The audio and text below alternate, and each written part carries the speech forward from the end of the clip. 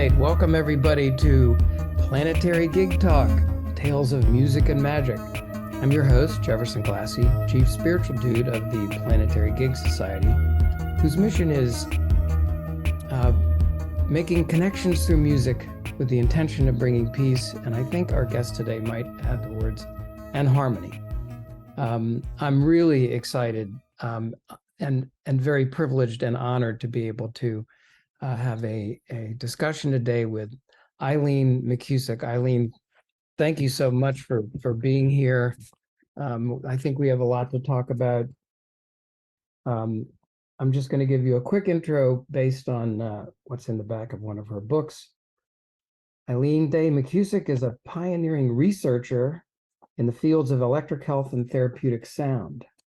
She's the creator of the sound therapy method Biofield Tuning, founder of the Biofield Tuning Institute and Tuners Without Borders, and author of the best-selling award-winning book, Tuning the Human Biofield, Healing with Vibrational Sound Therapy, and Electric Body, Electric Health, to which there's also an audio book, and I've listened to that. It's fabulous. I would recommend that to anyone. So plenty to talk about. Eileen, how's things going? Things are great, Jefferson. I can't complain. How about with you? Pretty good, pretty good. I tell you, I think Victor Wooten had a Spirit of Music camp a couple of years ago. It was during the pandemic, and he invited you to be one of the presenters. And initially, tuning forks, I wasn't sure exactly what the angle is. Victor has a lot of vision.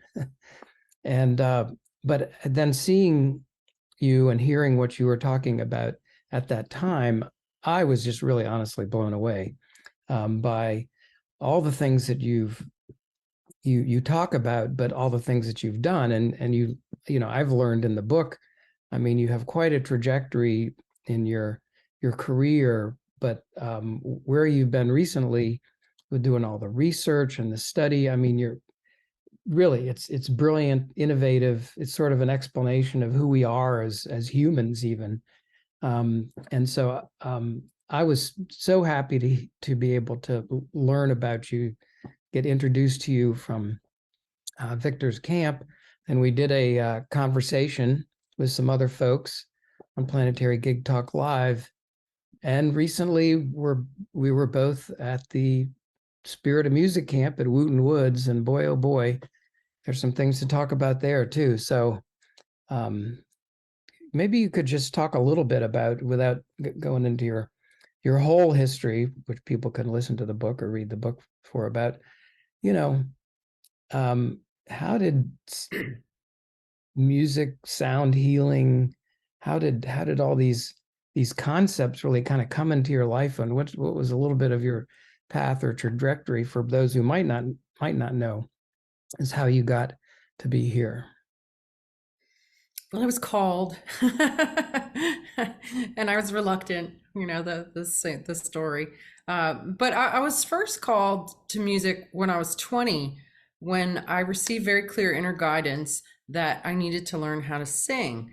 And I was a hopelessly non-musical child. I was the kid in music class that was clapping on the offbeat and singing off key and squeaking my clarinet. I came from a non-musical family. I hadn't really been exposed to music. And I had a lot of trauma as a kid that made me sort of right, left dyslexic and just not very integrated in my body, not very coordinated. And so music was just this sort of tangled mess in my slightly dyslexic brain.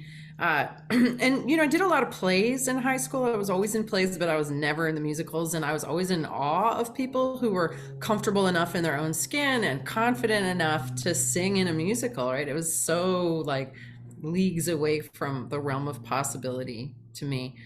But when I receive guidance, like, it comes in really strong and it's really persistent. And I think maybe you can relate to that, and listeners can too. And so finally I had to relent to this sort of endless, like, you have to do this. I was like, okay. So I signed up for my very first singing lesson when I was 20.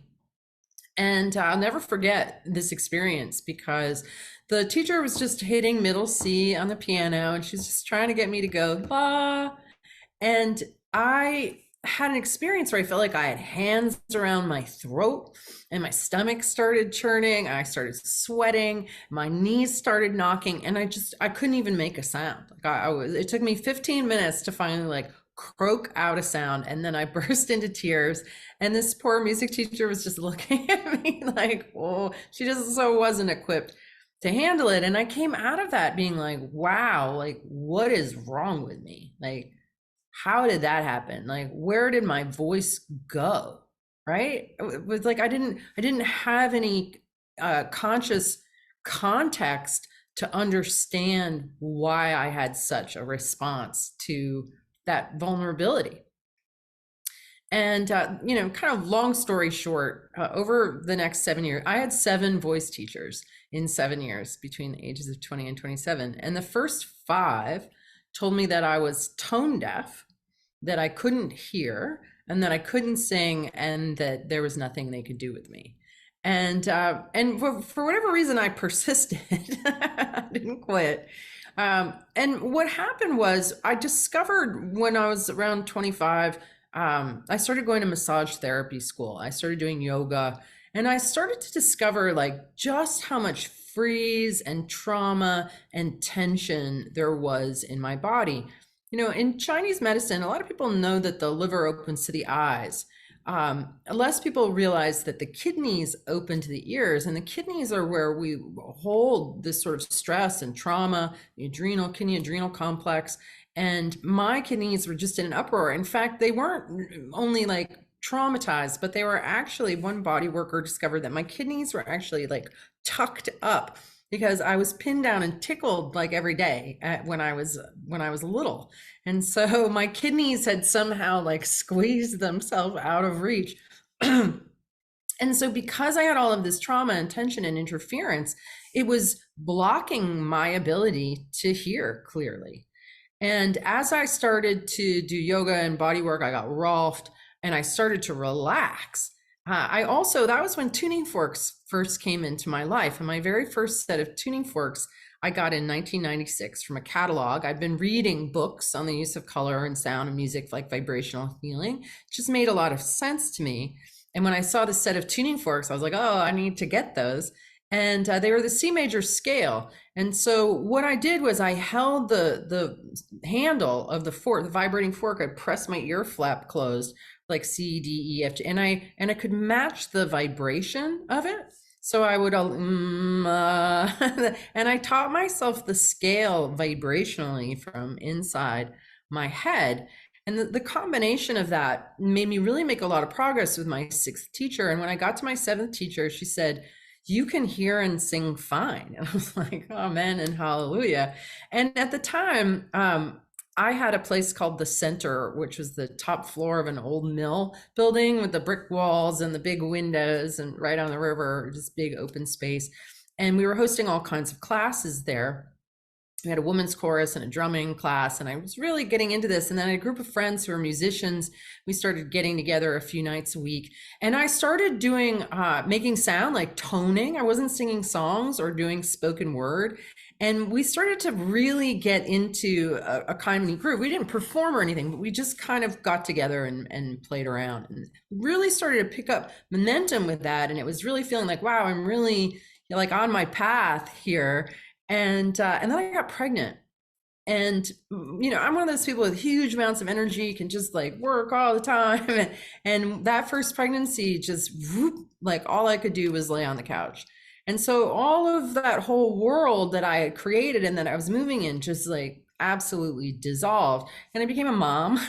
And then the tuning forks kind of took over. And I spent 25 years, raising my kids and sort of growing this whole Biofield Tuning thing. And then a few years ago, that guidance came back in and it said, okay, now you have to take everything that you've learned about sound, about intention, about the body's electrical system, the biofield, and bring that back to music and embed all that you know about sound healing into music. And because you're going to reach a much bigger audience with music than you are with tuning forks. people hear tuning forks and are like, okay, and I'm the same sort of person, I was like, tuning forks, like, really? But then, what is a tuning fork? It's really just a tone generator. So Mhm. what we're really doing is just working with pure tones, right? You kind of have to get past the tuning fork and into like what it does, and the power of generating a pure tone and working with that, which the forks have taught me so much over the years. But this feeling like I needed to get back into music led me to these two Australian brothers, Isaac and Toril Corin, also known as the Brothers Corin. And they have a service called the Songwriter's Journey, where they take people like me who want to get over the fear of singing, in front of people, because that was a terror, even as I progressed and started playing with my little band, like the thought of being in front of anybody and actually singing a song was like, I still hadn't gotten over that. And I was like, okay, these guys will like take me over the hump. And so we started to play around. The deal was they were going to help me co-write and record a few songs. And so we started the process of starting to write songs, but then COVID happened. And the planned trajectory of me going back to California in May of 2020 to do the recording obviously couldn't happen. And so what we ended up doing, and I don't even really know how this started or how it happened, because we did not set out with the intention to do this. But we discovered that there is a whole set of sounds that resonate in very specific parts of the body. And we would sit around in Zoom meetings or in person when we got together, and we would play around with all of these sounds. And a lot of them are like very primitive. They're like baby sounds. There's like goo and ga and wah and ma and pa, fa.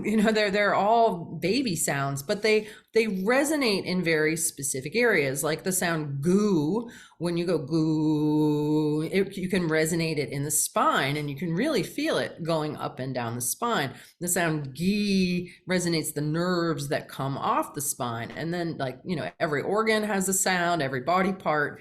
That we've put together about 40 sounds. We call it the sonic anatomy. And we started doing a program called Sing the Body Electric, where we have people come in and we do hours of toning. We have them sing happy birthday to themselves at the beginning, and then we go through this whole sonic anatomy and breathing, and I tune the whole group. And then at the end, and it's like an 8-hour workshop, at the end, we have everybody sing happy birthday to themselves again. Now, we haven't practiced singing at all, right? All we've done is go in and kind of clean out the pipes of our inner pipe organ, all those different places that we've shut down. And the difference is so amazing. Like people are more soulful, and they're more creative, and they're more embodied, and they enjoy using their voice, right? And I think this is something that really has been taken away from so many people, like me, and trauma, or mostly it's trauma of some kind or another. And we live in this world where like they're the stars, and we're not that, and never will be.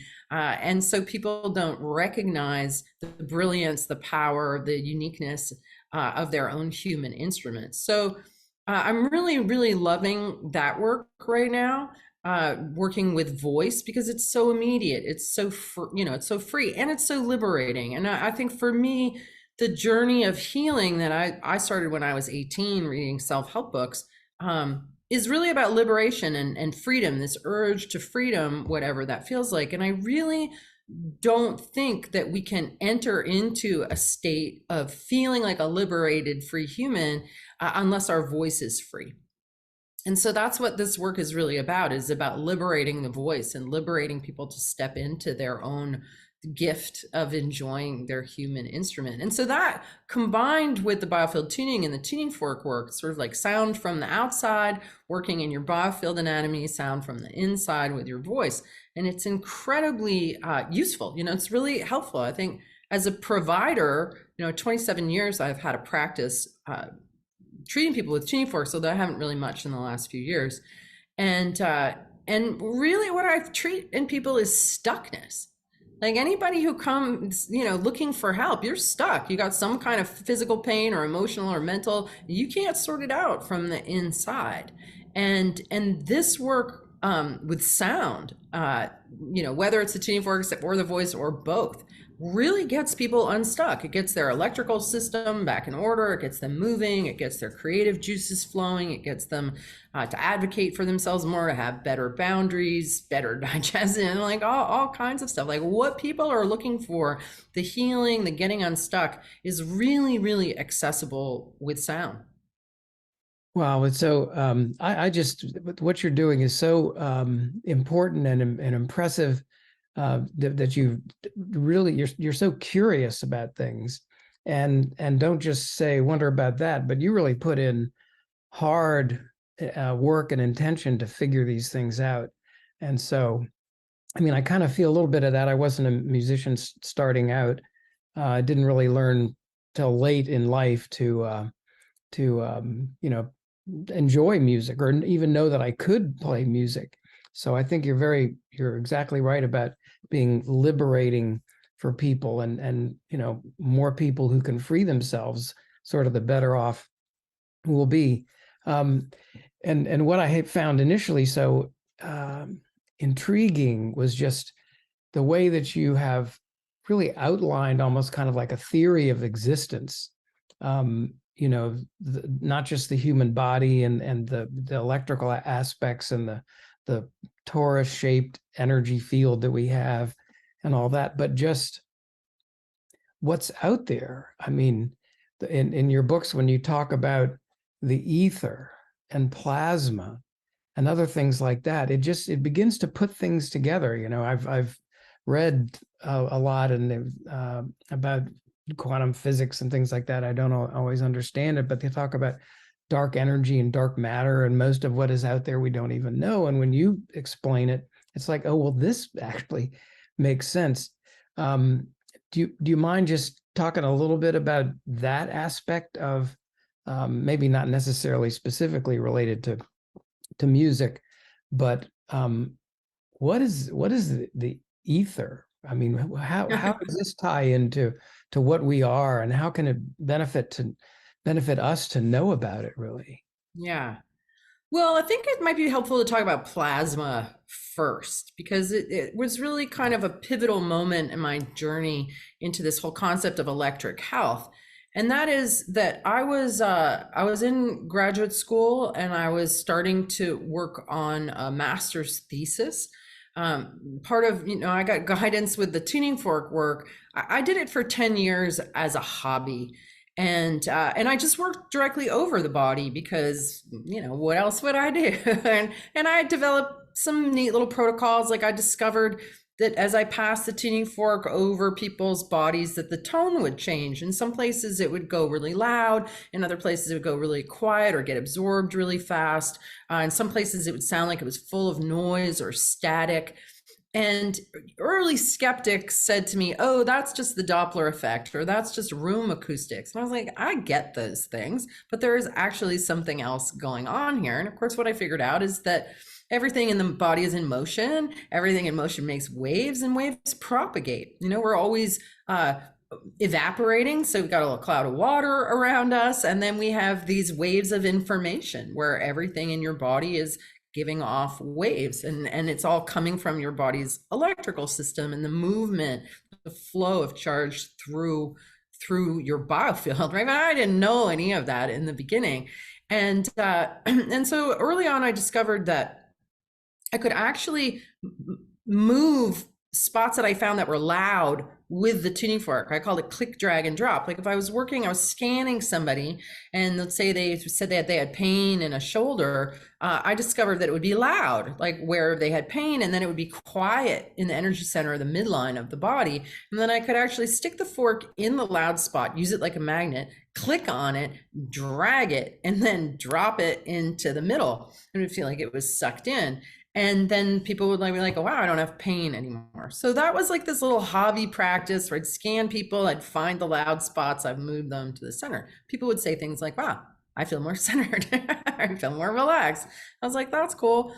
But it was also really weird, and I started doing this in Connecticut in 1996. So I was very, encountered quite a lot of skepticism and dismissal and whatever, but it was fascinating. So I kept going with it as a hobby.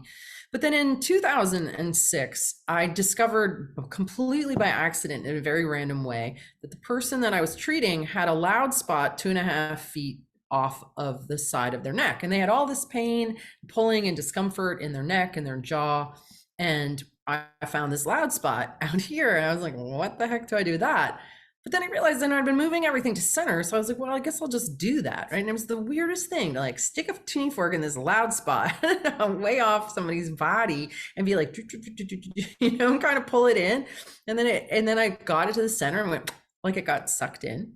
And then she called me the next day and she's like, Eileen, all of that pain and pulling is completely gone. And she'd been to all kinds of other providers and gotten nowhere. And I was like, wow, that's really interesting. So then the next people who started coming in, I started exploring the atmosphere around their body. And I started discovering all of this information, things that felt like walls and channels and rivers and vortices and voids. And like, there was like this whole sort of unseen territory hidden in plain view that had this whole anatomy and physiology to it. And the tuning fork kind of created like this sort of wall of sound that made it all audible. It was so wild.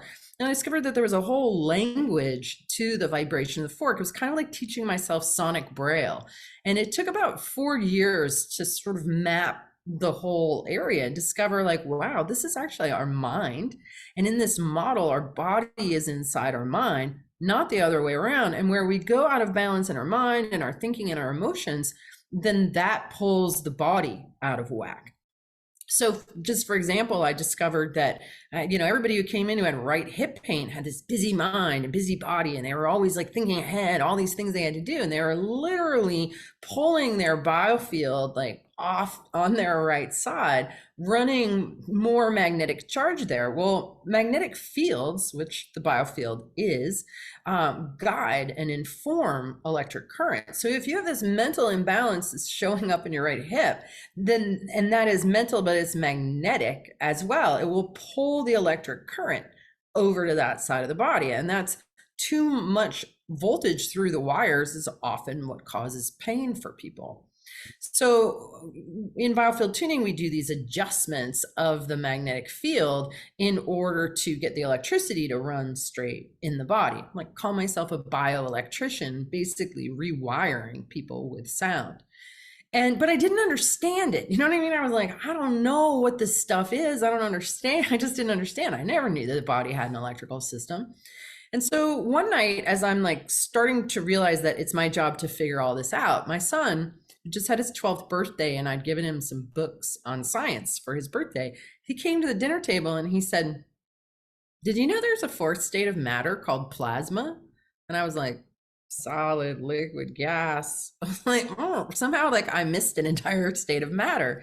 And so I went and I started researching it, and I went down this plasma rabbit hole, and I spent the next 4 months learning everything I could about plasma.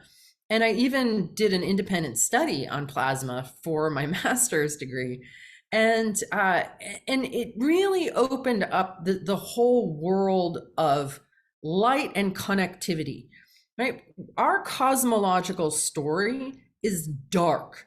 Everything is separate, dark energy, dark matter, black holes. It's all mysterious. It's all entropy, right? It's all billiard ball particles that are just like going, it's all going down. It's all scattering out. And it's a very depressing cosmological story. And it's completely devoid of light and completely devoid of connectivity. And, even though I had really been a seeker since I was 18 and I had read endless books, I can read and process information very quickly. So like devour and like all of these books, I still had, and I'd done all kinds of body work, I still had this like kind of chronic low level angst, like something was missing, right? And then what I discovered was missing was plasma. Like it was the light. And the light that we seek had been, in my education, like completely taken out of the cosmological story. we weren't taught about plasma at all. But then I'm going online, I'm like 99.999% of the universe is plasma. I'm like, what? Like, how is it even possible that it's everywhere, right? The sun is a plasma, our atmosphere is a plasma. The magnetic field that surrounds our body, that our living electrical system is a bioplasma. So the flow of electric current is light. And the And I northern would lights. even, what's that? Northern lights. Yeah, northern lights are a plasma. Lightning is a plasma. You get a spark, that's a plasma. So plasma is everywhere. It's absolutely ubiquitous. Our environment, right? This is like charged. We live in a charged plasma environment that gets even more electrical the more you go up in elevation. So it's everywhere. It's all around us, and it's connective.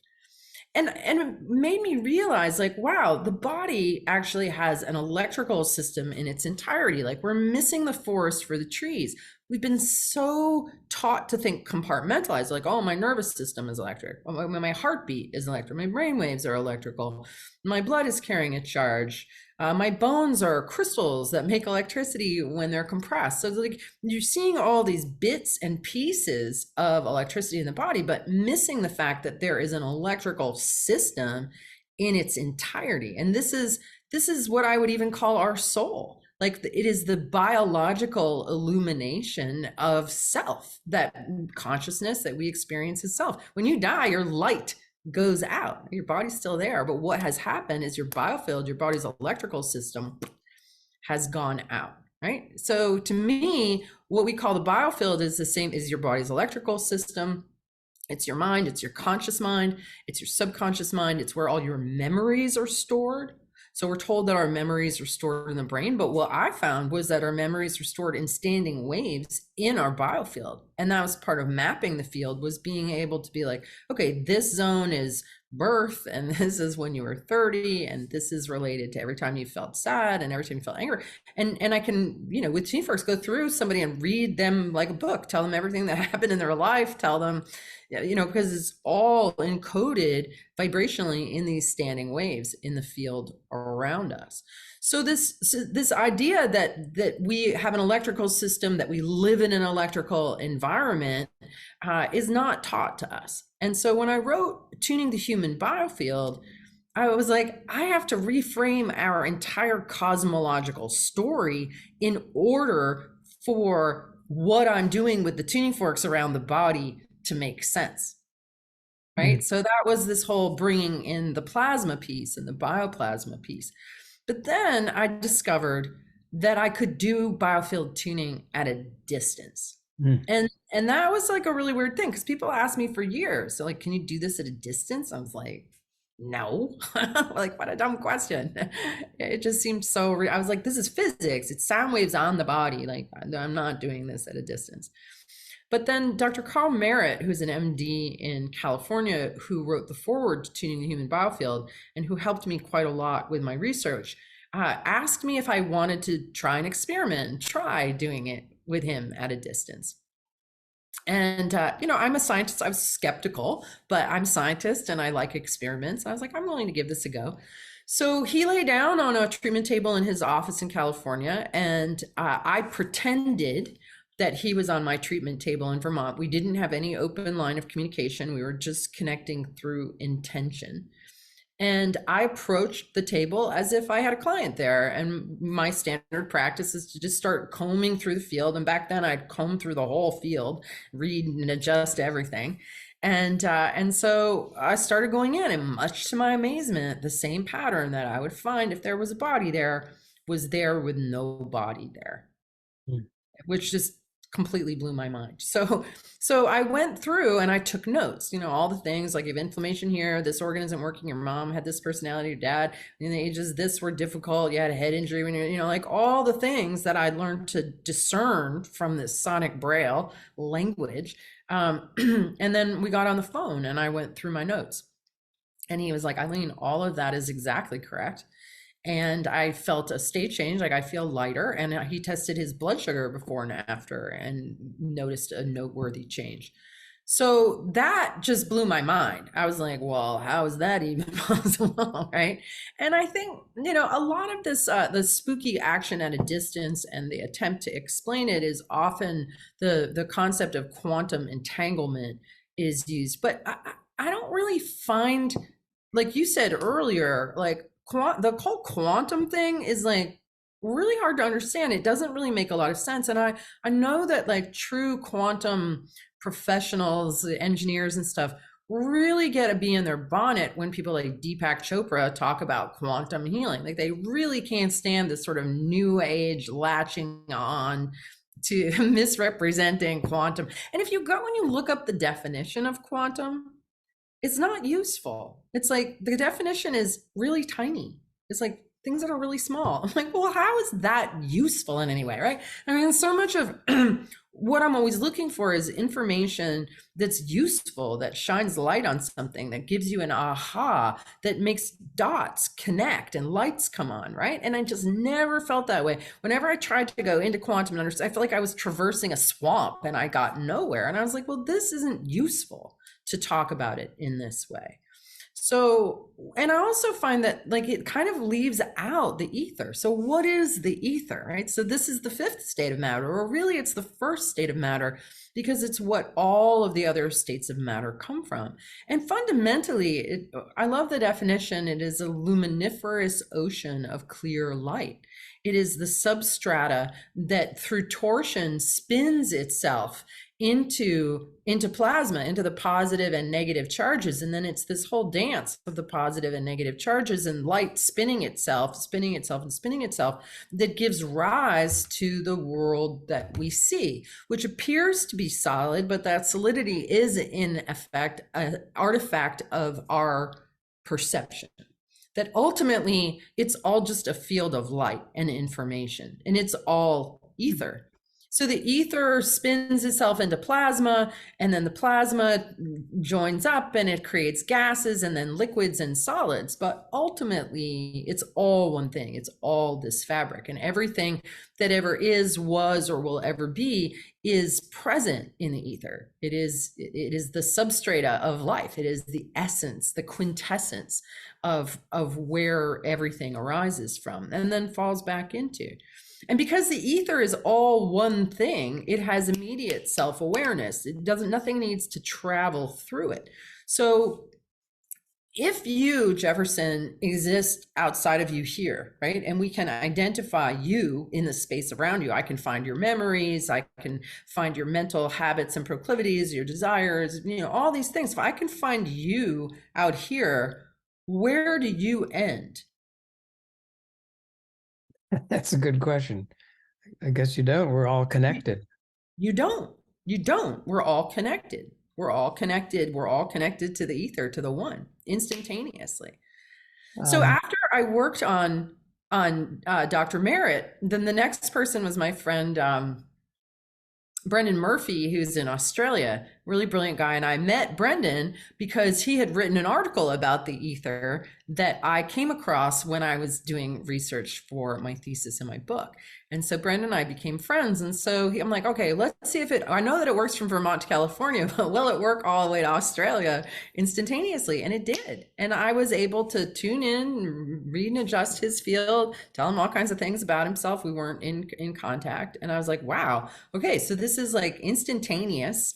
Even if somebody was on the moon, if we believe that's possible, then it would be instantaneous. So this is the nature of the ether, is that it's all one. It is a library. Also, we could call it the Akasha or the Akashic record. And I can pluck anything from the ether right here. I can pull up your field right here because you are here. It's so profound and interesting and also hopeful because, you grow up in the, many of us, the Christian tradition, and we study Western medicine and Western thought. And all of a sudden, these other things start poking at us and we start learning more. For example, Rupert Sheldrake, of course, who talks about the theory of morphic resonance, where he says, yeah, your memories are not in your brain, they're out here somewhere. And what is it that accounts, how do you account for the fact that dogs can sense when their humans are coming home before they're coming home, and all these things, as you mentioned, the spooky action at a distance, and it gives me an optimism that, well, maybe things are not so completely weird. Maybe they make a lot more sense.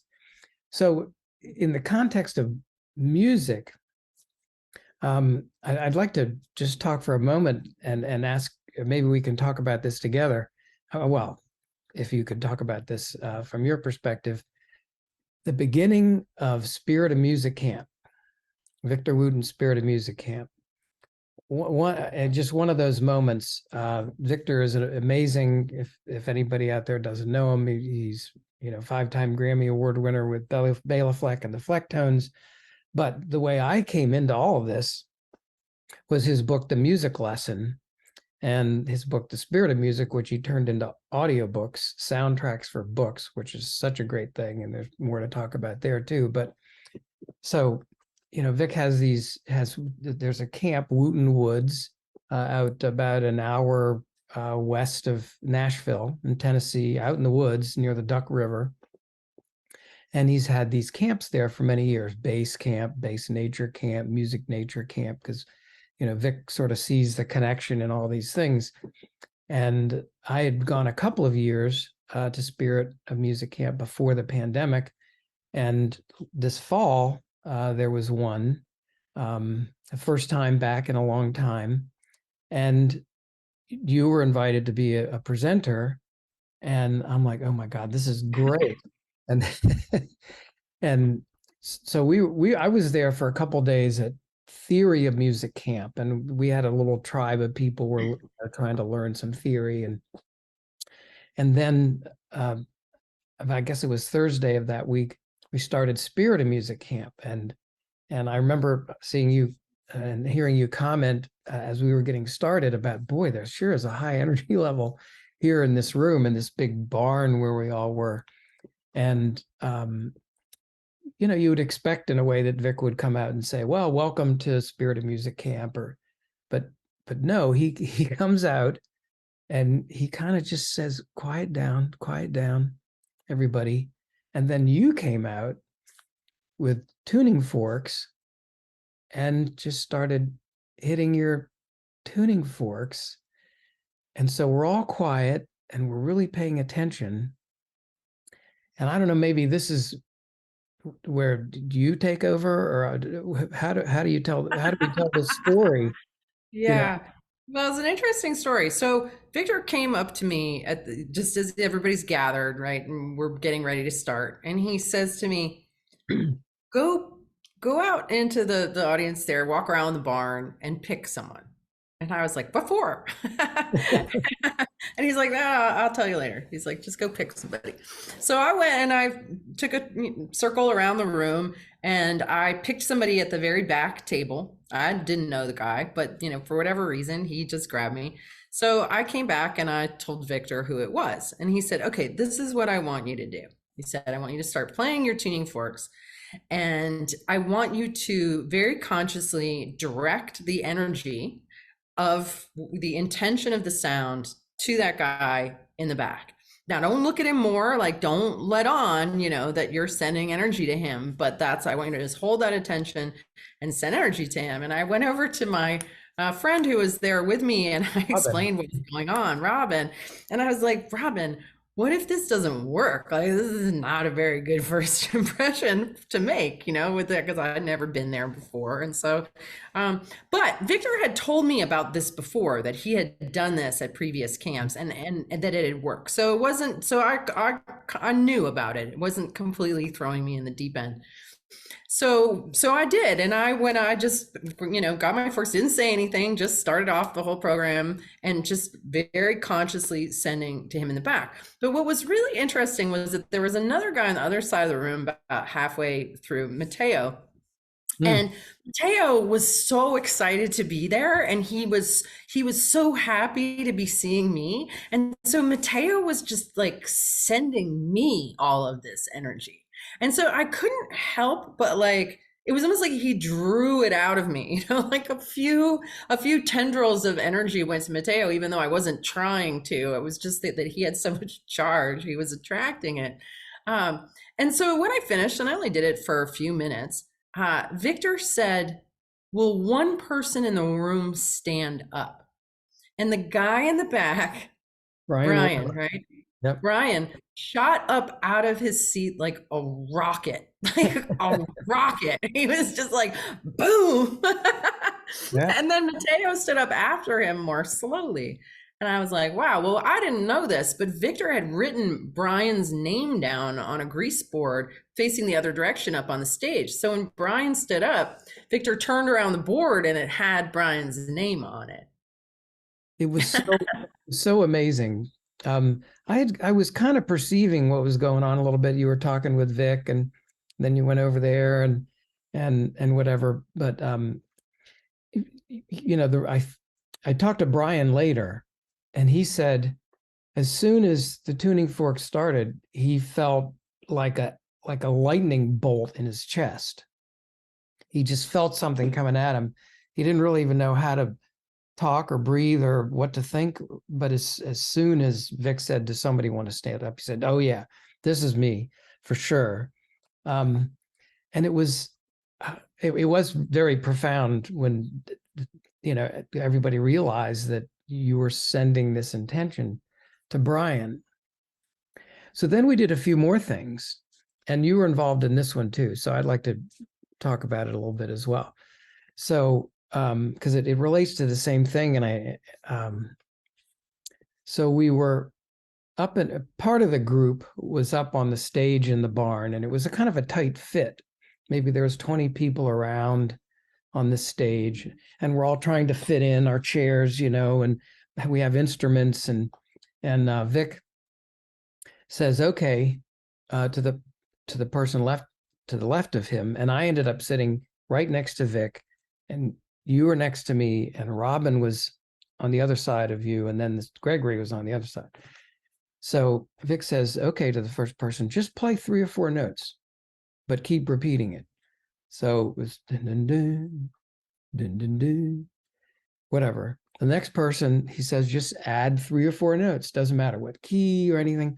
And the next person, "just try to fit in and make it smooth, make it harmonize." The next person, "bum bum ding," and different instruments. And one person was singing, "Oh," and it was coming around to the circle, and there's maybe 15, 18 people.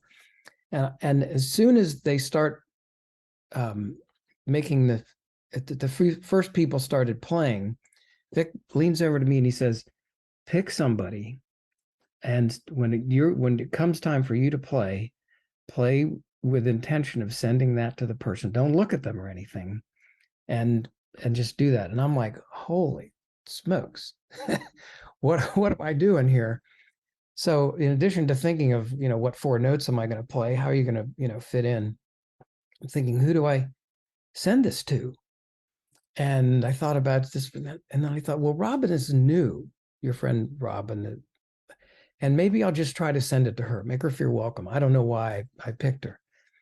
And so it comes around to me, and I start playing, and it's a little bit like you do when you're playing your tuning fork and sending intention. What are you saying to yourself? I'm like, okay, Robin, here comes my music. I'm sending you this intention with love and yada yada, or whatever's happening. I don't know. Gradually, after I start playing, people on the other side of Vic starts to stop playing, and they start playing, going around the circle. So it's getting quieter and quieter. It's coming all the way around to me and stops. And Vic says, "Anybody want to stand up?" And some guy over there stood up, and then somebody else stood up, and then Robin stood up. I'm like, oh, okay. One other person stood up. And then Vic says, "Does anybody want to sit down?" And somebody sat down, and then Robin sat down, and I was kind of a little bummed, actually.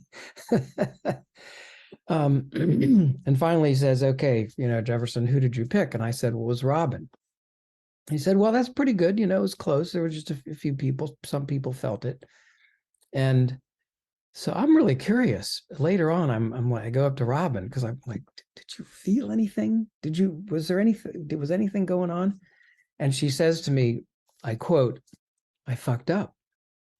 She said, I knew that was for me, but I was a little tentative in getting up. And then when Vic said, does somebody want to sit down? I thought, well, somebody has to sit down. And she said that and as you and Robin were walking out of the barn after this class, this session, you said, why did you sit down?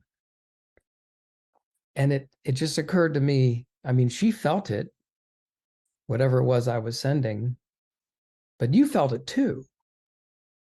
And I mean, it's quite a powerful thing if we can send these intentions to people. Can you comment on that one? Because Yeah. Well, I do my best to not think. I try very hard to not think and to just really be. I've really found, again, in many years of treating people that, most people are stuck because they don't have any mental discipline.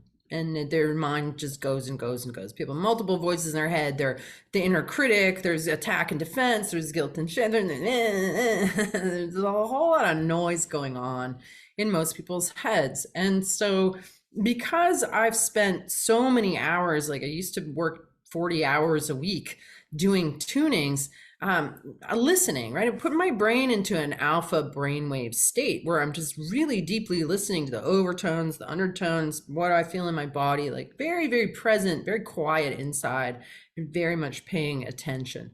And so there's a whole sort of way of being with sound that you don't think about, you just do. And so I gave the example because people afterwards were like, what did you do, Eileen? How did you do this? And Victor's an advocate, he was like, you just do it. Like, don't necessarily give people the steps because you want them to find their own way. But I was like, no, I'm going to tell you all how I did it and how it relates to this book that I've been reading about the the tribe in Peru, spelled Quero, I think it is. Because I'm going to Peru in December, and I'm going to be hanging out with this indigenous shamanic people. And so I wanted to learn about it before I went. And so I've just been reading in this book about it, about how they see that we have ley lines between us as people, maybe what we might call chords in our lingo, but that basically we have illuminated pathways of light, of plasma that flow between us. And that every time we spend time together or we think of each other or, people that we are connected to, we are literally connected to with these lines of light, just like the telluric currents that are also known as dragon lines, that are flows of magnetic energy in the earth that humans can capture and make use of through stone circles or through obelisks, right? These magnetic currents. Now, Wikipedia will tell you that ley lines or dragon lines are pseudoscience, but they really are the exact same thing as telluric currents. And if you go and look up telluric currents, it's the same thing. Now, these telluric currents have all been mapped, but you can't find the maps of these telluric currents because they're all owned by the oil and gas companies who don't want you to know that we live in a free energy environment and that this is all around us to be tapped. And that it appears there were previous cultures that knew how to harness the ambient electricity in the air and make use of it, right? So this has all been hidden from us. This whole the light and connectivity, right? The ether and the plasma are light and they're connective, and in this world of darkness and separation, they don't want you to know about that. And so this whole idea of what happened between Brian and I feels like magic, but it isn't. It's a law of nature, and it's the way plasma behaves. So when I was activating the tuning fork, I was very much with my intention, with my awareness, with my imagination, directing one of these ley lines, these illuminated ropes, to him. So when he said he felt like he got, lightning, like that's what it was. Like I threw a plasma rope at him, and with every strike of the fork, I just kept on energizing that connection. and very clearly, even though I'm like looking around at everybody else, I'm like, here I am just activating my forks. You guys have no idea what's going on. My intention was super clear. And, because Victor had us do that exercise that you were talking about on the stage, which was the first time I've ever played a tuning fork as an instrument in a jam, which I thought was kind of interesting. I was like, I don't even know how I would play a tuning fork, but I played it on every 16th beat. And it was so spare, but it fit in. So that was kind of exciting to just do that, because people had asked me, like, can you use your tuning fork as an instrument? I was like, no, but then I did. So that was pretty cool. But the last person that he had direct energy across from, I saw it. Like, I saw the beam of light going across the stage, and the person it was directed to, like, knew that it was them.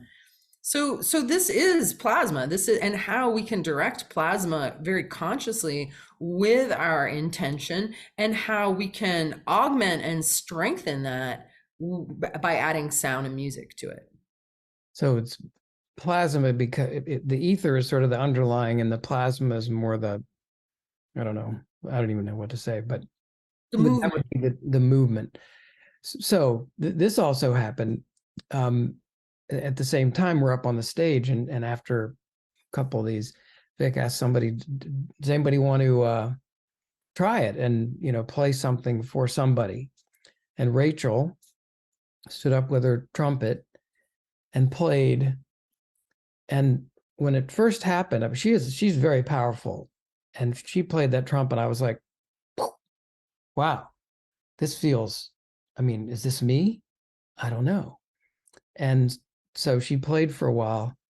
And when Vic asked if anybody would like to stand up, I started to stand up, but before I could even get out of my seat, everybody else said, whoa, because Gregory, who was right over there, he immediately stood up, and Rachel said, yes, that's who I was playing it for. And I felt it, and Robin said she felt it, and you felt it. So I was like, what is this? Is intention like a breeze? But you're kind of saying it's like a light movement. Is that how you would describe that? As sort of, there was plasmic intention, or? Yeah, no, it is. It's plasma. And we have the ability to direct the plasma, direct the ether with our intention. And intention plays, like, everybody's using it all the time. Like, when you walk through an airport, the reason why all of these hundreds of people don't bump into each other is because we're all sensing each other's intentions. We're seeing and feeling, it's like, I'm going this way, and this person's like, I'm going this way, and that's how we don't bump into each other.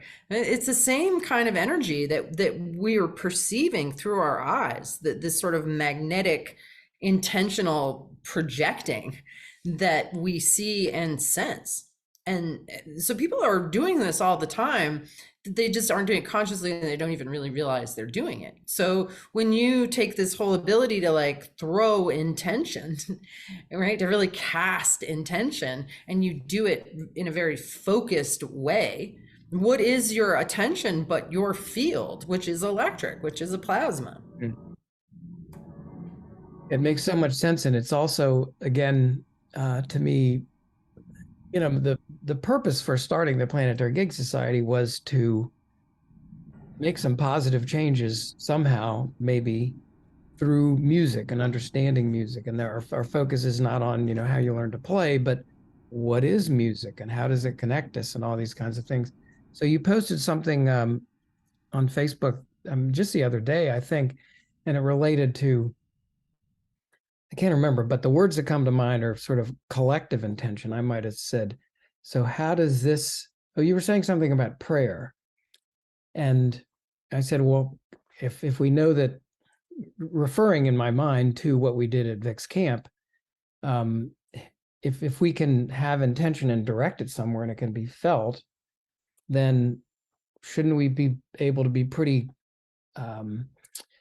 effective or something with our collective intention to bring maybe more harmony or whatever? And you said something like it's syntropic action, and you also mentioned spontaneous coherent emergence. And I felt, Wow, now this sounds really good. So this is another thing I'd like to ask you about is because there's a lot of stuff going on, in this world that's not so great and just seems totally out of what I believe. My interactions with human beings are not like this at all. But how and you also talked about, doing songs or playing music with particular kinds of harmonic vibration. I don't know. How do you talk? How do you, I don't know, explain what are your thoughts about these things I'm mentioning in terms of collective intention or effect that we can have or do? Yeah. Well, I do occasionally these events called Sonic Sundays on YouTube where I come in at 10 o'clock, go live, and I do a group tuning. And I'm around, I travel a lot, so I can't do them consistently, and I kind of pop them in when I can. And so I have time this Sunday, the November 5th. But I didn't have a topic. And so sometimes I'd like to look to other people for inspiration. And so I just put out on Facebook, what would you like? What are you struggling with? What would you like to see be a theme? And one of the responses was about praying for peace. And I started thinking about that and about what is going on in the world and how what we are witnessing, and this has been going on for a long time, but it is really ramped up, is divide and conquer, is division. Right? And this even goes to the cosmological story, which is everything is separate and everything is dark, and you are no different. You are all separate, you are all dark, you are all bad, should all be guilty. There's this very big diminishment and dividing us against each other, but also dividing us within ourselves. And most people are suffering in a state of inner division. And they do not have a sense of themselves as whole. They do not have inner peace or tranquility. People are very anxious in our culture. People are very fearful. People have very low self-worth. They're just riddled with this story of not good enough. And so if that is the state of your electrical system, that you are inwardly divided and you are anxious and you are fearful about the future and you are engaged in attack and defense within yourself, if you sit around in that vibrational state, mentally praying for peace, that's not very helpful because you are a weak, incoherent signal. Like, it doesn't matter if you spend half an hour or whatever a day praying, because the whole rest of the time, every breath, every heartbeat is imprinting incoherence into our collective morphic field. Right? So this whole idea of like staying at home by yourself in your incoherent state, praying for peace, seemed so flaccid and weak and ineffectual and inappropriate, given the force of chaos, of division, of entropy and destruction that is coming our way. Well, I'm just going to sit home and pray for peace. I was like, no, you're not. Like, that's not going to work. And so I realized that we need to enact the opposite force, right? So if everything is about division, then we need to find wholeness within ourselves. And the only thing that we can affect is what's going on in us and what the collective vibe we're putting out 24/7 into the world is, because we all add up into a sum total, right? So we need to find wholeness. There's entropy, right? Everything is like, what's the opposite of entropy? Is syntropy. We never learn about syntropy. Right. All we learn about is like everything's falling apart. We don't ever learn that actually everything is coming together too. The tree is growing. I grew a baby in my belly. Like, as a mother of children, I'm constantly creating order. I'm like that. I am syntropic. My children are entropic. I am syntropic. You make the mess, I come clean it up, right? So we need syntropy, and syntropy is creative. So to not be destructive, but rather to be creative, to be constructive. And then chaos, right? There's chaos. Well, what's the opposite of that? Is coherence, order. And so these are all things that I feel we need to radically assert the need to develop and express in ourselves, not sit around praying for peace, but like dynamically, syntropically, coherently, from a place of wholeness, be creative, be like take action in some way or another. And some people were like got a little bent about that because they're attached to the idea of praying for peace. And it can't hurt, but if you're not dealing with your own inner division and entropy, and you're not going to be effective in your prayers. So I think it's important. A few things are important. I think it's important that we come together and do things together, because then we will produce a stronger signal. Right. So I think it's really important. Like, so what I actually got inspired to do was to invite people when I do my next Sonic Sunday to all come with their instruments, whether they're tuning forks or bowls or their voices. And I have a full-size medical skeleton named Mr. Bones in my office that I used for various applications. And interestingly, at one of the last in-person classes that I taught, we had about 20, almost 30 people in the room. And it's a 3-day class. The morning of each class day, I put Mr. Bones in the middle of the room, and I had everybody take out their 144 hertz tuning forks. And we all activated our tuning forks. I mean, it was inspired. Actually, this was after Spirit of Music Camp. So it was inspired by that experience of being able to direct intention, right? I'm like, okay, let's all do this. So I got 30 people and everybody's pointing their forks at Mr. Bones. And what he is representing, he's a surrogate for the human family, Like, all the soul of humanity, Mr. Bones is embodying that. Which makes me think of a funny joke that somebody told me recently. He said, I recently got a DNA test and I got the results back. And it turns out that I'm related to everybody.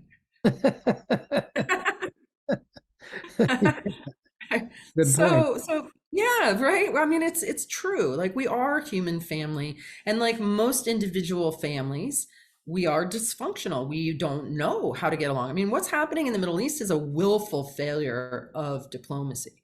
It is an absolute willful failure of diplomacy. And so, and that is going on in the micro everywhere. And it's even going on in the micro within people, where there's so much like attack and defense going on inside of people, right? Not surprising that that is informing what is going on in the morphic field, and vice versa. So anyway, we did this, I don't know, maybe 5 minutes. We just hung out and like shot Mr. Bone with our plasma streams of coherence. And on the third morning, right towards the very end, all of a sudden the energy shifted, because it had been kind of like, wah, wah. Like, well, I don't know if we're doing anything here. I don't know if anything's happening. But all of a sudden, at the very end, like this energy of joy and celebration kind of broke out of him. It was just, and we all felt it. We all felt the shift, because I don't think we really knew where it was going to go. Do you know what I mean? I'm like, we're sending coherence. We're not sending peace. Like, as you said in the beginning, like, I'm not a huge fan of the word peace. It's just a little too flaccid and a little too static. Harmony is dynamic, like resonant interplay, right? That's a lot more interesting to me. Like, I just prefer it. But we weren't even intending that. We were just like coherence. We're just sending coherent energy, and it's going to do what it will. And the fact that we all perceived it breaking out into this joy and celebration and dance, like joy, like this is really human nature, that when you get the noise out of people's signal and you amplify the true tone of what it means to be human, it is joyful. It is creative. It is playful. It is so musical, right? It just wants to sing and dance.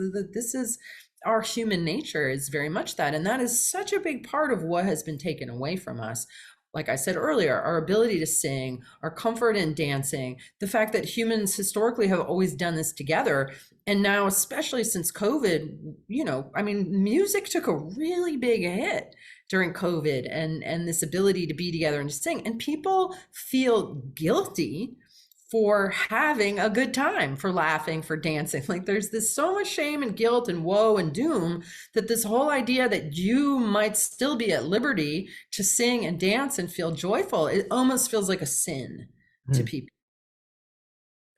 It also makes me think of indigenous thought and perspectives, because certainly, and I can't, apologize for any cruelty or, murder or killing or whatever the indigenous people may have done in our whole history of humanity. But one of the things that I learned is that they were about sort of these extra normal, in a way, sort of things, extra cognitive. I think Tyson Yunkaporta in his book Sand Talk, How Indigenous Thinking Can Save the World, talks about, and that the indigenous people did dance and sing and did things together for all kinds of things, bringing rain and whatever, or bringing more animals that we would think would be kind of frou-frou or weird, or can you really do that? But it seems like our home is back, where what you're talking about, that coherence. So, I mean, we do know, we understand about the power of music. I mean, you can turn on the car radio or whatever you have in your car when you drive somewhere, and it can change your mood. And you can see it in concerts and all sorts of things. So at this moment of inflection, maybe, and we're talking to musicians in general, what can musicians do about this kind of thing? How can we do some things collectively? And it also just brings me to what Michael says, Michael Cott, the inspiration for Michael, the teacher, in Victor's book. He says, when you play, you're thinking, you're kind of sending out what you want to send out is, I bring you the healing vibrations, for I am peace. And however you want to say that, but it seems to me there's something we can do as musicians and others, because we're all really musicians, if you want to know the truth, I think. But Absolutely. any thoughts about that? I mean, well, what we're going to do, or something? well, just for an example, like what I'm going to have people do in Sonic Sunday, I'm going to park Mr. Bones next to me, and I'm going to just repeat the same thing that I did in that class, which is everybody use your instrument and your intentions to send this plasma stream of coherence for the human family. Because if the collective human family gets more and more coherent, then we build that coherence into the system, and then that's informing us. Like we are all informed by the information, by the strength of the information that is in the collective. And it also happens locally, because when we avail ourselves to becoming channels for this work and this intention, we bring it into ourselves. We bring more God, more life, more love into our own being. Who knows how that ripples out into the world around you? If you're in a good mood and you bump into somebody and you make them smile and laugh, and then they bump into somebody, they make them smile and laugh, and like maybe that averts somebody hitting somebody 4 blocks away, because they just caught this good vibe that you sent out that kind of shifted their state and made them disinclined towards some non-beneficial thing that they might have been tilting towards, right? So on both a local level of just sending out energy into our environment, and the non-local morphic field, everything that we do together has some kind of impact, even when we do alone, but it's minimal, right? So the more people you have in the same rhythm and vibe and intention, the more powerfully that is going to impact locally and non-locally. Now, I've had this vision for a long time, like probably since 2006 or 2007, to create this in a stadium kind of setting, where the musicians completely get what we're talking about, this being coherent, being in prayer, sending coherent energy, and that we get the entire everybody involved in it. And this is the beautiful thing about the sonic anatomy and the sing the body electric work, is that we can warm up a group of people in pretty short order to feel more confident singing, right? So I think that there's a way to take music, to take song and verses, and not just see that. I think a lot of musical performers, like, it's all about them performing. What I'm really interested in, and one of the reasons why I wanted to learn to sing and to sing comfortably and confidently, is I'm not interested in having you watch me. I want to support you in singing. I'm there to get the audience to sing and to feel comfortable, because I want to hear 30,000 people sing together, very intentionally, while I've got a band that is absolutely supporting that coherence and bringing people into that natural state of joy and our human coherent expression. And and I know that like singing and playing music together, people can be the most joyful experience. Like of all the things I've done, like nothing makes me feel better than that. It feels so good, right? It's such good medicine.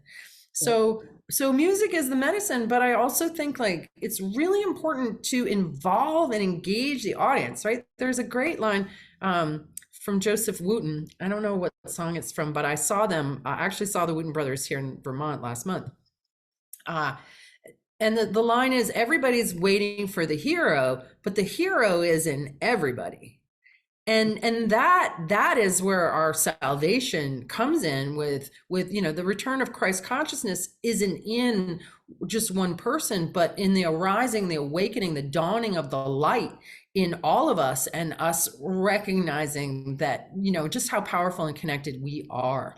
And so I really feel like this whole sort of plasma cosmology, electric health, waking people up to their electrical systems, to the connectivity and the power that we have, that we can create these ropes between us with intention and make sound together coherently, can be massively impactful, not just for the people who get to participate in the process, but it ripples out very powerfully from there. So that is something I'm kind of angling towards, and I don't know exactly what that will look like. But I think over the years, especially over the last few years, I've had a number of musicians reach out to me, and they're like, I want my music to be more healing. But what the real magic is actually in the intention, more so than what frequencies you might be playing. Now, that said, I do think that Roy Wooten is really onto something in the way that he's playing with these different systems for musical scaling. And I'm really interested in that, because I find the C major scale, whether it's 440 or 432, it's just not going where I feel like music wants to bring me.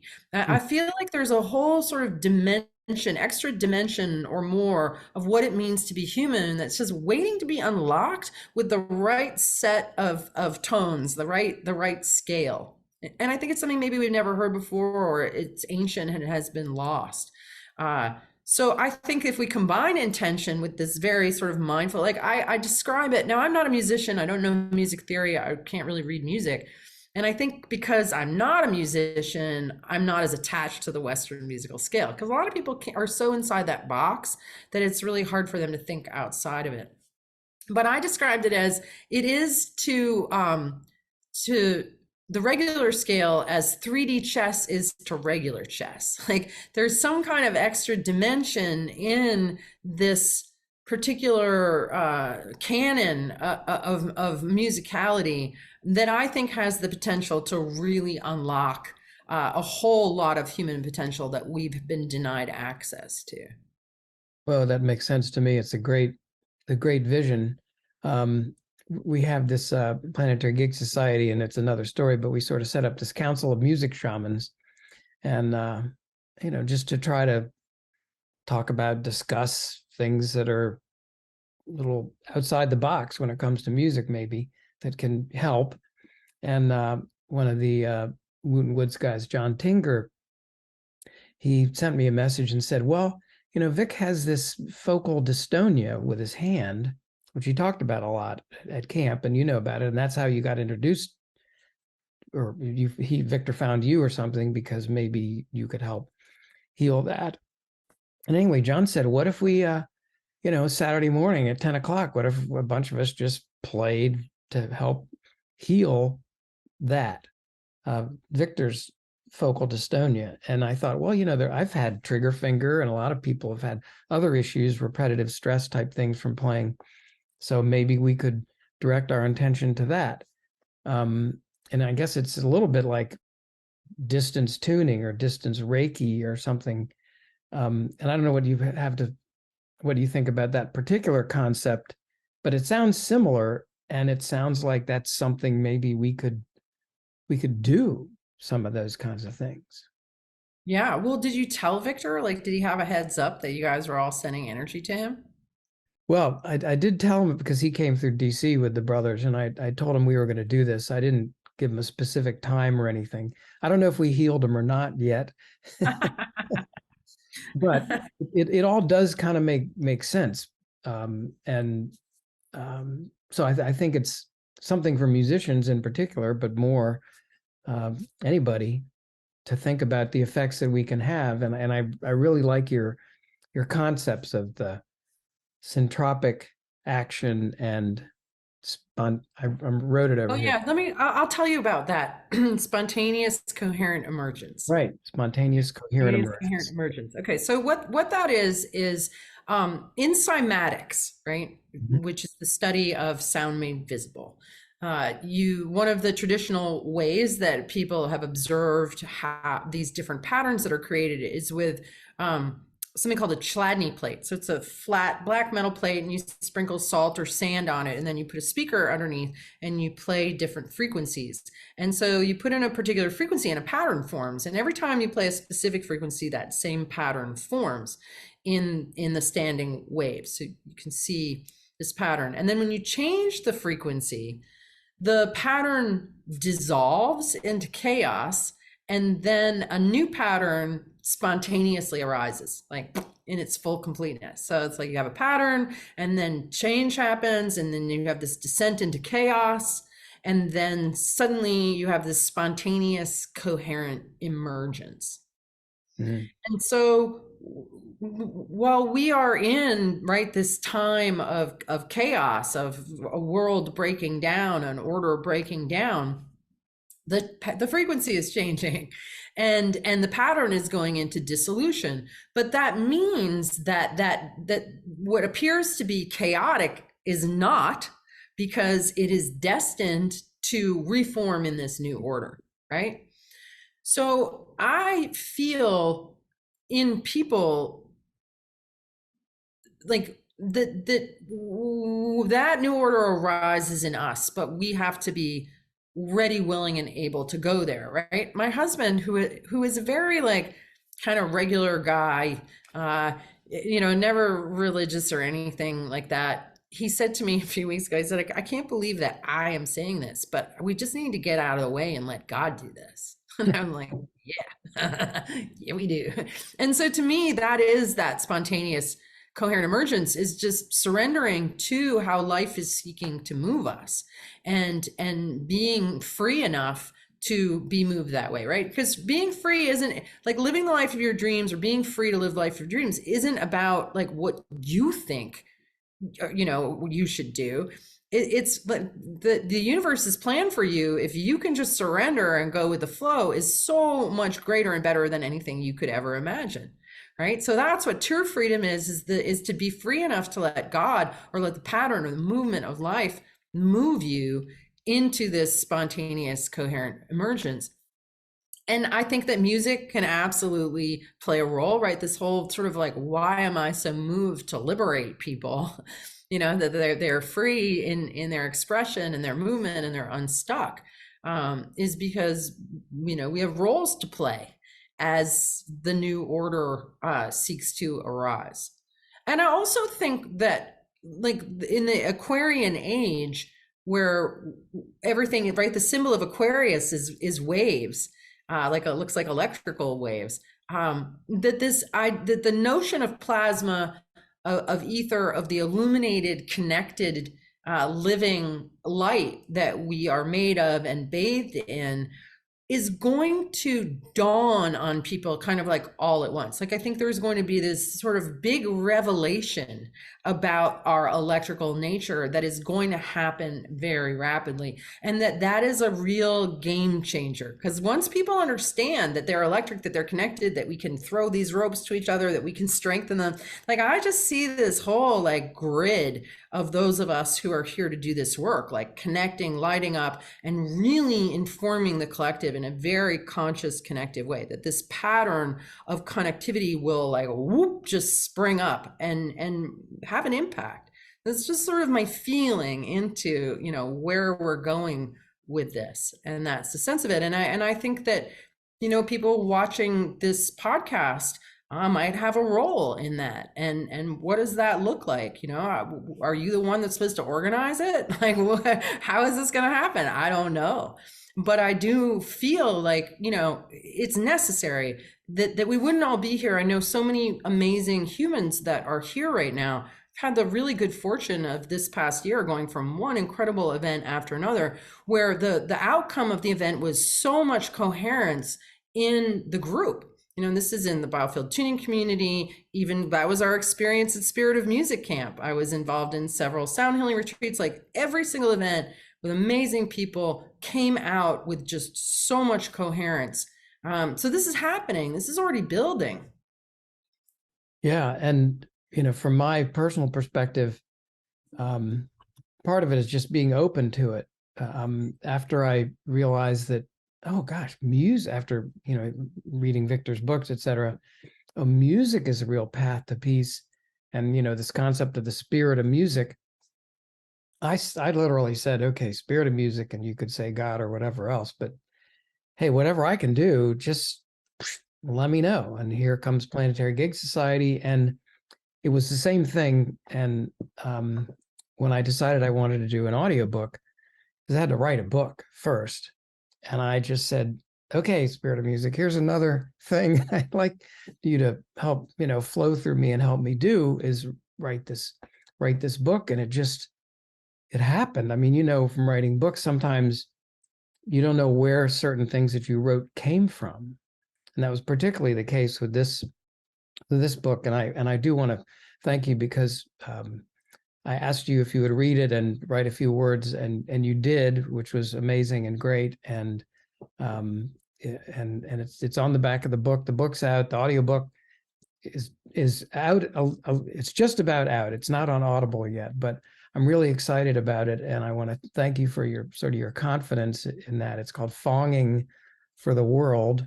And it's about spreading the healing sounds of the universe to help create peace and harmony. So, who knows what it might take, but, I guess we're saying we're open for it and come along for the ride, right? Something like that. Yeah, and I think it's really important what you said about this is kind of brings me back to like stop praying for peace. Like it doesn't work. But what do you do instead? Well, you open yourself up for some kind of action, to whether it's creating art, whether it's making a handmade gift for somebody, whether it is channeling a book or a song. I'm going to write the anthem that's going to bring us all together. We're all going to resonate with this powerful anthem of true freedom.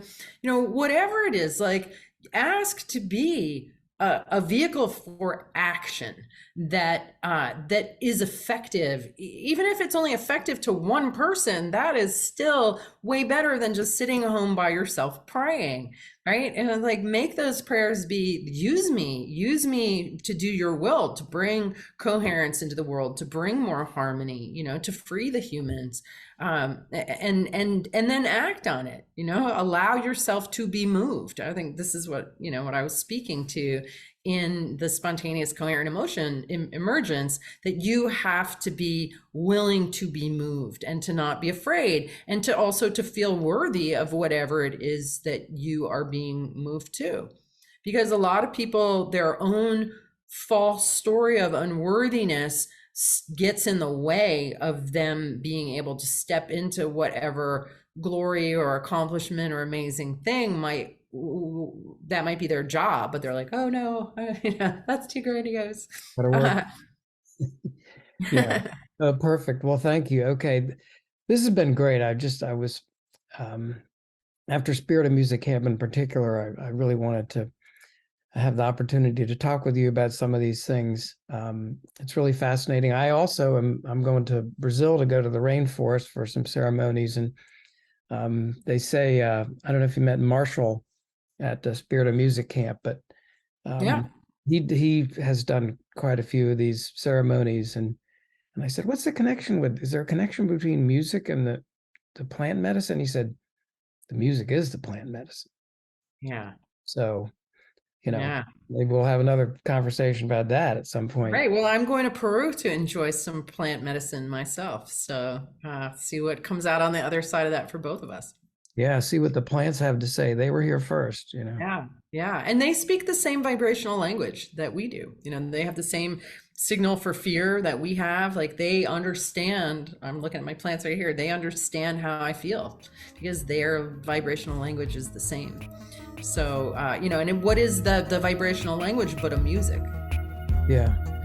So, well, this is great, Eileen. Thank you so much for the conversation, and you know, we'll see you the next time. I'll try to get to the Sonic Sunday session if I can, and if you know, we'll just keep at it. Yeah, that sounds great. Thanks so much for having me, Jefferson. Thanks. It was great. Namaste, everybody.